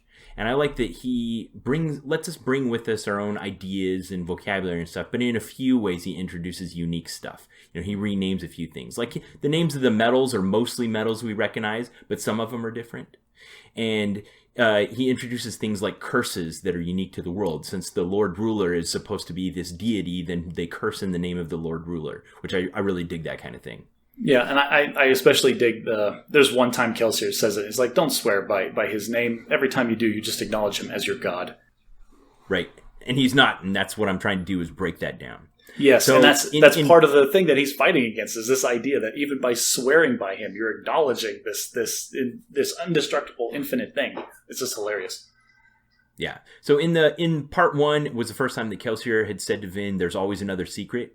Mm-hmm. And as Kelsior is trying to get his team together to start his plan of insurrection of the Lord Ruler and the Final Empire, he says something that I've said to my kids recently that relates to my unified parenting theory. They says, "All right, Kelsior, what's the plan?" And he says, "I don't have a plan. I have a framework. You don't gather a group like this and just tell them what to do." Yeah, that's a good one. And this is what I've been telling my kids as they're getting to level 3, where they're starting to be able to be independent and make good decisions as long as they understand the purpose and where we're going. And that is, they think of stuff I'm not capable of thinking of. They have a creative idea, they have a unique approach, something interesting that I recognize. I don't just bring them as an extension of myself, but as an independent individual with the power to come up with their own ideas. And I love that was incorporated into Kelsior's character. Well, and it's just, that's a good leadership trait. Like, if you take nothing else away from this, like, you can see that Kelsior has some really strong leadership qualities, and that's one that I wish I had heard of, back in the day when I was in a leadership position. Like, you don't get a group of experts together and tell them what to do. Like, that's a lesson that any, like, new young professional needs to take to heart. Like, these people know a lot better than you. Like, you come with big, broad, general things and have them help you fill in the details. If for no other reason, then they'll be way more vested in it if they feel like they had a hand in planning it. So Vin points out later that while Kelsior has the ability to use all 8 kinds of elemency and all of his followers can only use, like, 1, he didn't take his own medicine from this phrase because he seemed to think that he knew how to use all 8 better than him. And that becomes her power that gives her the capacity to exceed Kelsior. Yeah, this kind of lesson that, like, acknowledging that, well, they know a little bit better. And like you say that, I don't know if Kelsior ever says that he's better at it than everybody. I think he acknowledges himself as Mistborn and he's the most powerful. But I don't think he ever, like, comes out and says that he's better at any one given thing than the others are. I guess you're right. He does kind of acknowledge one time he says, like, "Oh, I want to go train with Ham." And then he kind of looks at it like, "But you already know how to burn pewter." Right. Yes, exactly. That's what I was thinking of. Yeah, it's not a malicious concept that he has. It's just this idea that there's no more to learn. Like, he's like you said, he's not taking his own medicine there. There's always another secret. He feels like, "Oh, I have pewter, I've burned pewter, I get it. Like, that's all I need to know." What else do I need to know? Right. But then later in the book, though, he's in that fight with the Inquisitor. And then Vin's just kind of a spectator for that fight. And she notes how, like, he is just the absolute master of iron and steel, like, pulling and pushing metals around. And, like, unequivocally, he's the best person that's ever been shown in the books to that point at those specific things. And those are things that he trained her in. So he never comes out and says that he's better at other people. I think he just doesn't understand that there's more to learn about the others. And he thinks that with steel and iron, like, that's the end all beat all. Having those two alone, I feel like sets him up. That's her power. She comes in and she has the capacity to be like Kelsior, but one of her advantages is that she's humble enough to recognize that there are people who know better than him in certain areas, and she wants to learn from them. Ultimately, she does surpass Kelsior in capability. Like, by the end of the first book, you can see that she's slightly better than Kelsior was. And then they really drive that home in the second and third books. Again, he's obeying his 3 laws, so it all feels like it fits in the system, and he's not breaking any rules. But you can see kind of what, like, if Kelsior was I don't know. If Kelsior feels like a rough draft. Like, you're reading the first book and like, well, he's the end all beat all. But by the end you realize, okay, well, no, he could have been better. Like, Vin is gotta be just the absolute best that it could be. Just the refined version of what Kelsior could have been. So you'd mentioned how he had the ability to push and pull really well, and I think in the prologue, as Sanderson's establishing the world, he does this little vignette where it's like the first 10 minutes of a Bond movie where he goes into Noble's house and they have some Elementers there, and he just kicks everyone's butt and assassinates a bunch of people, steals what he wants, and takes off. He gets hurt a little bit, but mostly he just kicks butt and takes names. And my imagination of his powers was thinking of Magneto from the X-Men universe. Like if you wanted to catch this man and imprison him, he would have to be in a plastic prison because he's just so powerful that any metal anywhere near him just makes him so that he can defeat everyone. Right, and you think that right up until the point where they make Vin take some mystery metal and burn it, and then all of her other metals are gone, and then they can leave her wherever they want because she's just a person now. Right, and that's just part of the rules of the universe that they're teaching us that allow him. That was rule 2 of Brandon Sanderson's 3 rules. It was the limitations are more interesting than the powers. Exactly, and they hint at it throughout the book that there is more to know about the metals because they talk about what the 10 metals or whatever. But then they also mention how all the metals come in pairs and larger groups of 4, and 10 is not and then it starts turning 4. into color-coded tables, which I dig.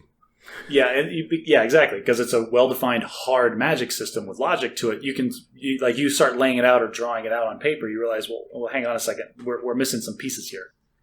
So for a minute, I thought I was smarter than the author. I got to admit, and I just kept reading it, but I'd written down that okay, doesn't he know that tin, which is used to do this one thing, and pewter are virtually the same thing? Like some alloys of pewter are 99% tin.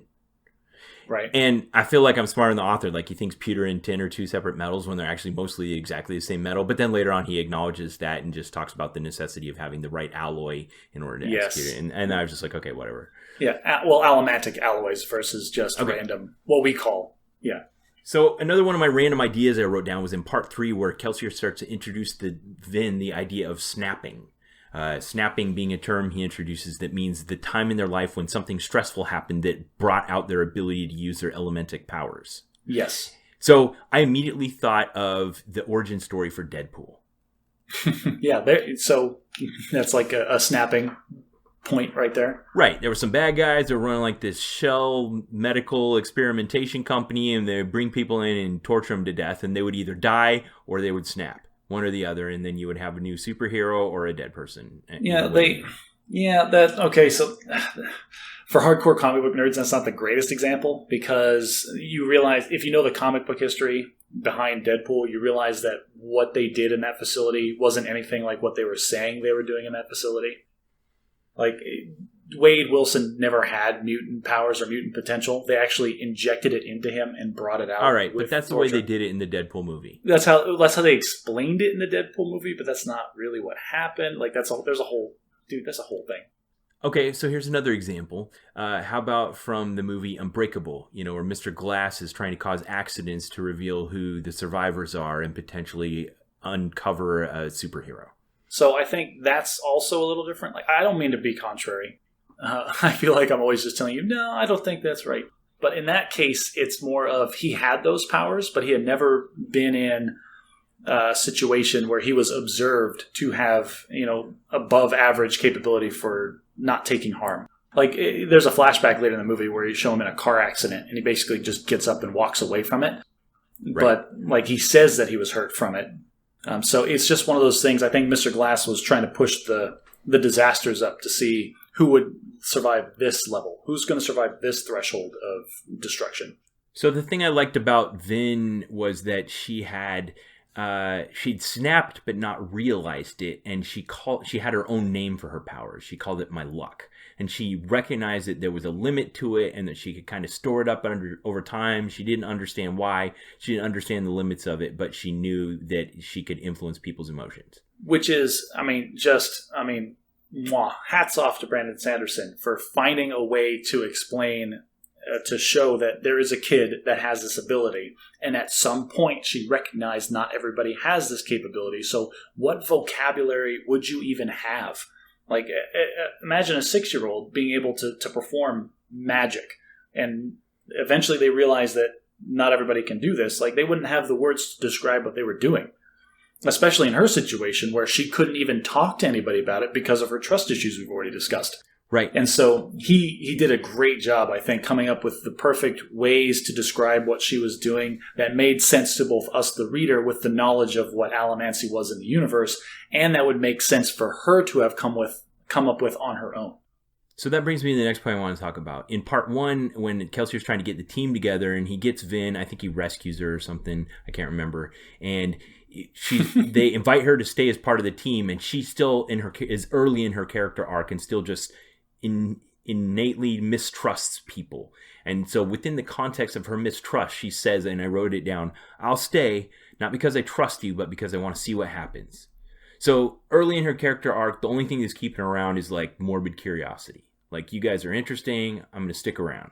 Well, and then she mentions it too. Like, she needs the knowledge. And then there was that whole scene where he's laying out all the information to her, and then they're in the carriage, and she's like, well, what are you not telling me? Like, well, what's the part that you're holding back? Right. And he's like, so she also recognizes that he has seen in her that she has the same ability, but she doesn't know anything about it, so she wants that from him. Right, and when she just assumes that he's going to use that to lord over her, to get her to do what he wants, to be a part of this crew. And, like, it's this huge leap of faith that she takes when he finally, like here's some money, there's the door. If you don't believe in what we're doing, then just go, because that's not what's happening, and there's no other way for me to make you understand that I'm not doing this to you. Right, so that's right at the end of part 1, that scenario you just described, and then they skip to part 2, which is, like I said, the book equivalent of a training montage. Now we skip ahead, they're doing something together, and it shows that she's started to master these powers and starting to be kind of powerful. Well, right, and then she's also in the situation long enough at that point that she starts to recognize that maybe there is something different, and now it's not the knowledge that she wants to stick around for, it's this belonging that she's always been missing. Yeah, I like that. All right, so at the end of part 2, it ends with a minor setback, which made me feel like, as I was reading it, I was thinking, okay, this reminds me when I was playing Final Fantasy on the NES, and there were areas of the map you could go to that you weren't supposed to go to yet because you hadn't leveled up sufficiently. I can't believe we completely blew over this. I know exactly what you're talking about, but that's part of my subversion of expectations. Like, in any other book, like, the main characters sit down, they have a planning meeting, and they lay out the plan. And then you expect that point, the book is just about the plan executing flawlessly. Carry out the plan.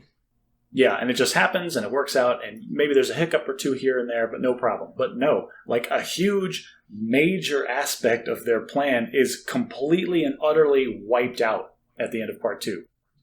And there's just, go ahead. So I think I'm thinking the one before that. So she basically she decides to follow Kelsior one night, and he's going to the castle, and she follows him. And about halfway there, he catches her, and he's like, "I'm just going in to do a recon run and see if I can see what's in the secret vault." And she's like, "I want to go," and he's like, "No," and she's like, "Yes," and she wins. And he's like, "Okay," and maybe he thinks she can help him get in where he hasn't been able to before. So they go in together, and the guards focus on her and kick her butt, and she barely makes it out alive. And it exactly made me feel like that, where like, okay, I wasn't supposed to go to that level yet. I'm not high enough level to, and I got my butt beat by the mini bosses. Right, and then there's this whole point in time where Vin, our main character, is like on the brink of death. She's in rehab. Yeah. And again, that is subversion of expectations. Just like in Final Fantasy, your party carries out your dead corpse and goes to the nearest town and resurrects you, and you're like, oh, okay, well, I guess we weren't. We'll diddle around in the lower levels until we level up enough before we go back to that area. Well, and that always tickled my brain too. Like, and that's another good way that Brandon Sanderson introduces this idea in the book, that Vin is important for reasons that she doesn't understand. She's in the scenario where it's Kelsior and her versus 3 Inquisitors. And 2 of the Inquisitors go after her.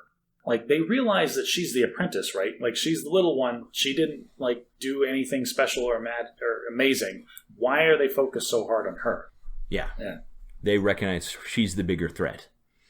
He hasn't realized that yet. Okay, so maybe you missed that part too. She's not the bigger threat.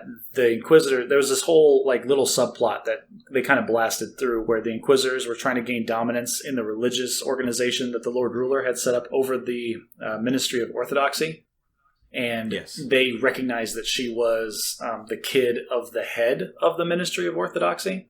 So if they could pick that up. Right, so the reason that they were fixed on her is because they wanted her as the physical evidence that they needed to for political leverage. Right. That went over my head. Yeah, so I didn't realize they were trying to capture her. I thought they were trying to kill her. No, they wanted her for political reasons, for the internal political struggle that was happening. Okay, but then Sazed shows up, Deus Ex Machina, and saves her, and that keeps the plot moving forward. Well, and it does feel a little Deus Ex there, but it is an interesting way to introduce his powers with Feruchemy.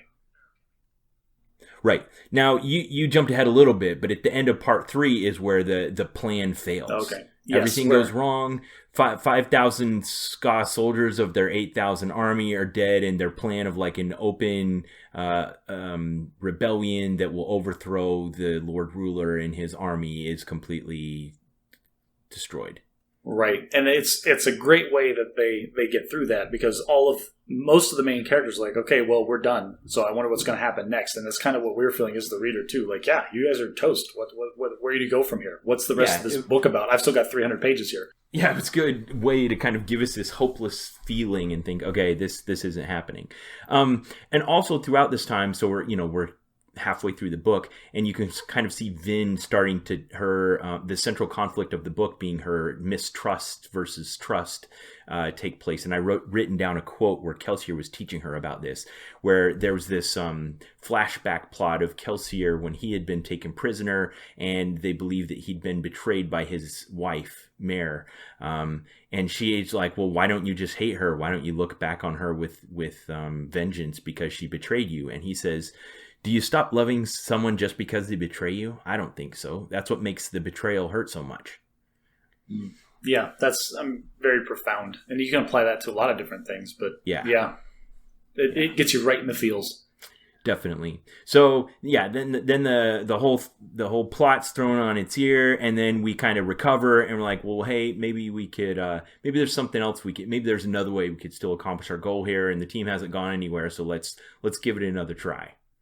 Right. Now, I want to ask you, because it never says explicitly in the book, do you think Kelsior intended for his ultimate outcome all along, or only after this midway failure?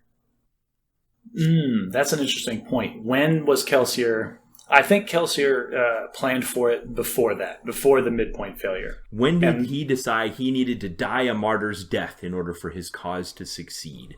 So very early in the book, there are scenes where he's asking Sazed about different religions. Like there was a point where he was depressed. Yes, you can tell he's researching the idea of religion as a source of power. But he knew that he had to die. I don't know if he needed to die a martyr's death before that, because he even acknowledged, like, maybe I don't have to go through with this after all at some point when he's fighting the Inquisitor. But he was setting up for that. Like he knew that it might come to that, and he was planning for a long time in advance. Because there was the chapter where they went to visit the army in the caves before the big disaster happened. Like probably right before that. And they were just like, checking out the troops and seeing how they were doing. And then he goes on this big grandiose, like, oh, well, like you're my army. I will give you my power. And he helps the one guy in the sword fight with the disbeliever.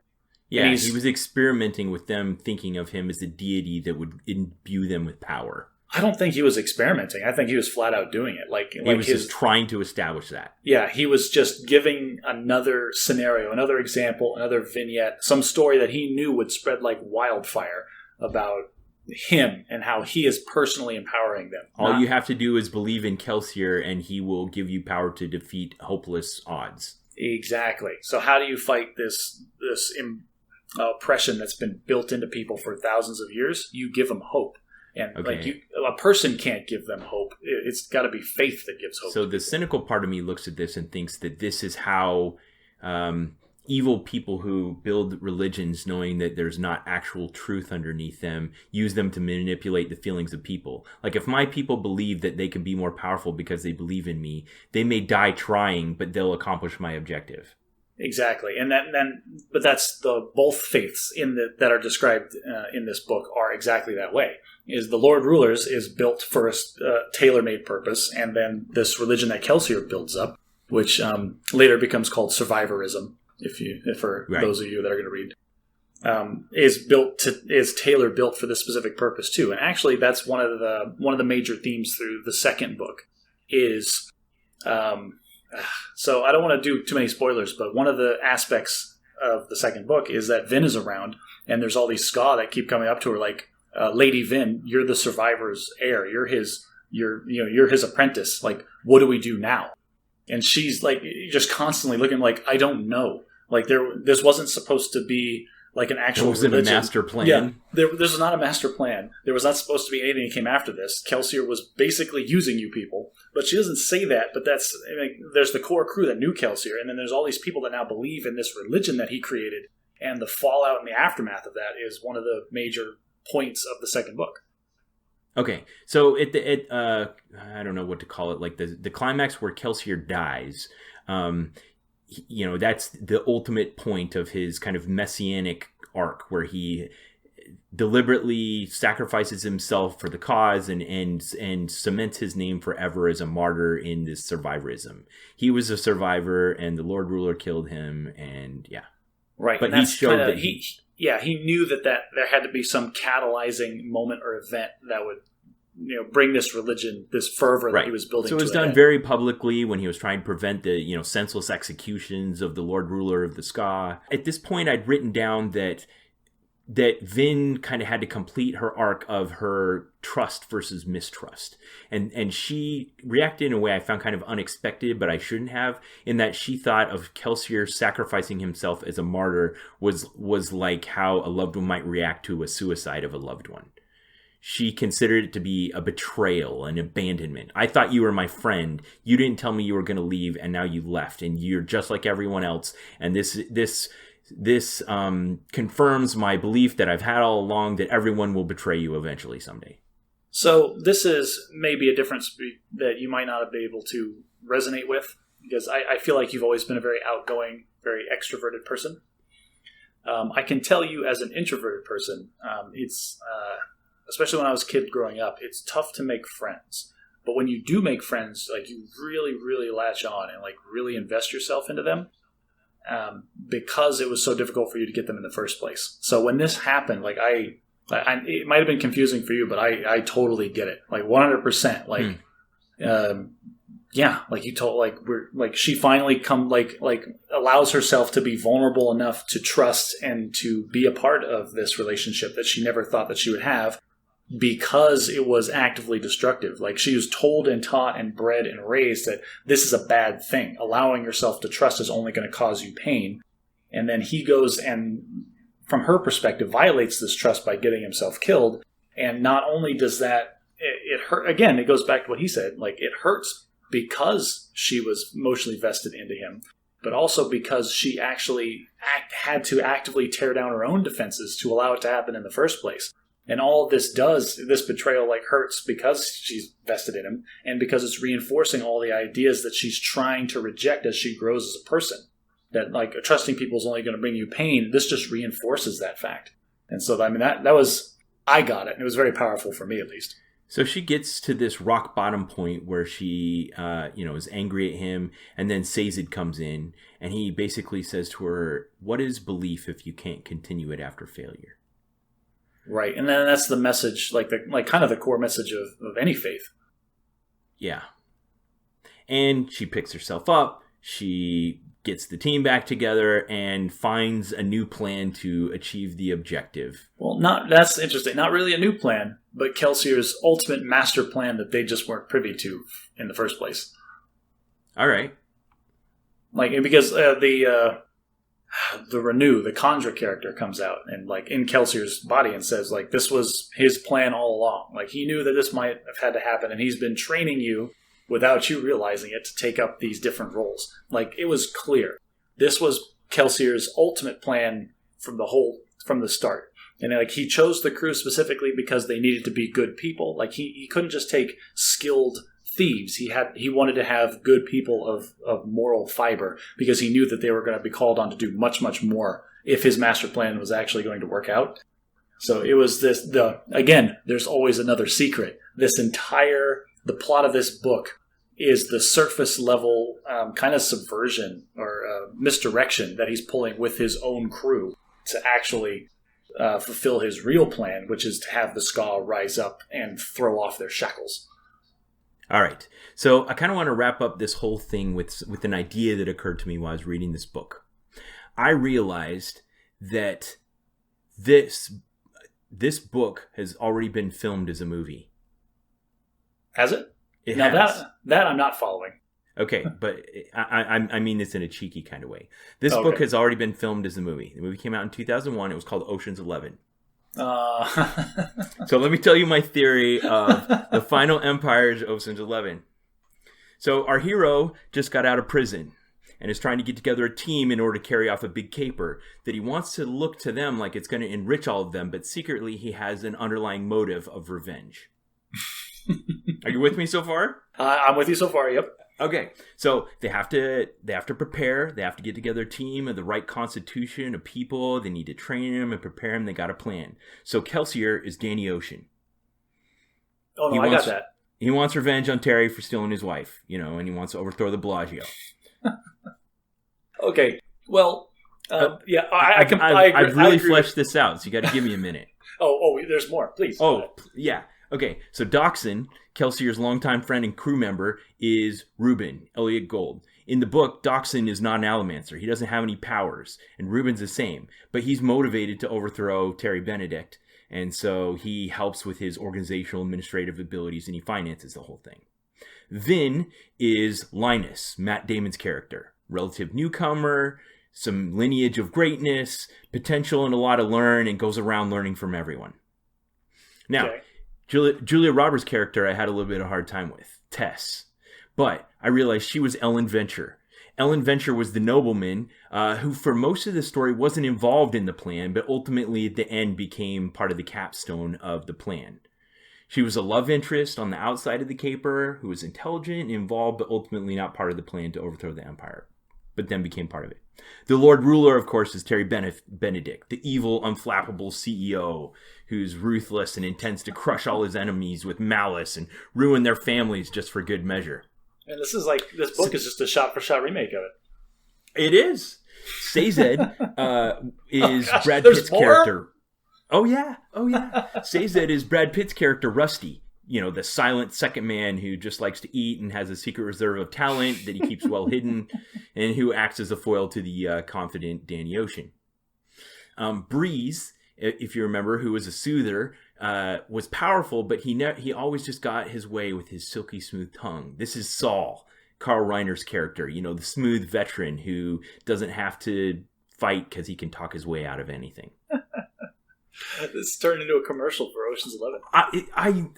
The more I read this, the more I realized I got 3 other characters, but needless to say, it follows many of the same things. Everyone on the team has a role. They kind of scout out the situation, figure out what to do. Their whole plan starts to come together, but then there's a major setback. If you remember in Ocean's 11, they were going to cause the power outage that would allow them to break into the vault, but then they have an accidental power outage, and then the power company fixes it, and they have to do the whole subplot of getting the pinch in order to cause the EMP in order to break into the vault. I remember, yeah. And that's, the same kind of thing happens. We're like, all right, we're going to get an army together and we're going to assault the Lord Ruler's city, indirectly. But then the army gets wiped out and that's not part of the plan anymore. So I think I get it. I'm sure you have another half a page of descriptions. Right? No, I'm about done. I'll let you finish up. Go ahead. Okay, so, and then we got the plucky newcomer that wants to grow and become the leader, and then, the plan has to readjust after a major setback. But early on, I identified this was a caper. We had a cast of characters, and they were interacting, and other than the fact that in the book, the stakes are a lot higher than just trying to carry out a caper and get a bit of money and nobody's going to die. But other than that, it felt like this was Ocean's 11 in a fantasy magical setting. So, and this might be something that you're missing. Brandon Sanderson, I think, is on record as coming out, and he very deliberately made this book a heist book, and they frame the whole thing as a heist. And so there's certain tropes of the genre that have to happen, like getting the crew together, and then the training, and then the payoffs and the setbacks. So he built it that way deliberately. Well, maybe Brandon Sanderson never admitted he did it on purpose, but Ocean's 11 came out the same year he graduated from college. So you think he watched Ocean's 11 and then wrote a heist? Absolutely. Okay, I'm gonna challenge you then to go watch a couple of other heist movies, because like the general framework of a heist movie is the same regardless of what the specifics of the plot are. I think I gave more than just a little bit of parallels. Go watch another heist movie, I think. Now, what's interesting, I will to tease a little bit the other books. There are 2 more books in the series, in the trilogy for the Mistborn, that take place the events immediately following what took place in the first book, and then again the third. So they're all together in the same timeline with the same characters and the same, not the same conflict, but kind of the fallout of this conflict, right? But what's interesting is the series continues with other books, but there's a time skip. So between book 3 and book 4, there is something like 300 years that take place. And then Brandon Sanderson very deliberately wrote that book as a Western. Like, technology has progressed to the point where there's like revolvers and 6-shooters, and there's steam trains, and there's sheriffs, and there's cowboys, and there's bandits, and having all of that exist in a universe with this allomancy magic is like, I didn't know if I was going to like it at first, but like he did it. Again, Brandon Sanderson's amazing, and he did it great. But he chose deliberately to write those books as a Western. Now, I remember reading an article of his. He's planning on doing another time skip to wrap up his Mistborn series.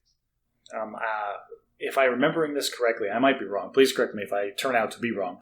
But there's going to be another time skip, and he's going to set it in like the Cold War era, and it's going to be a very deliberate spy thriller type of book. Wow.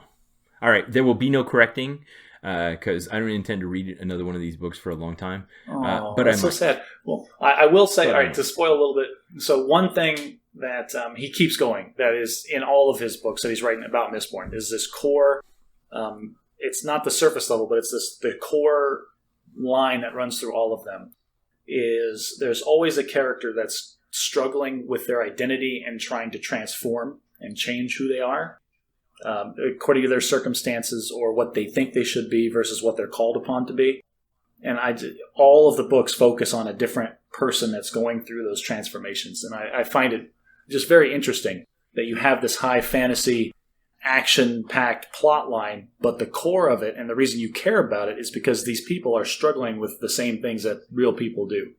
And that's what I think the main characteristic that defines, at least for me, a good story from a bad story. A bad story is like The Last Jedi. You just have the surface level action and that's it. A good story has all of that, but the real thing that's going on is with the people and the characters. I think that's all I have to say about that. All right. Good job, Forrest.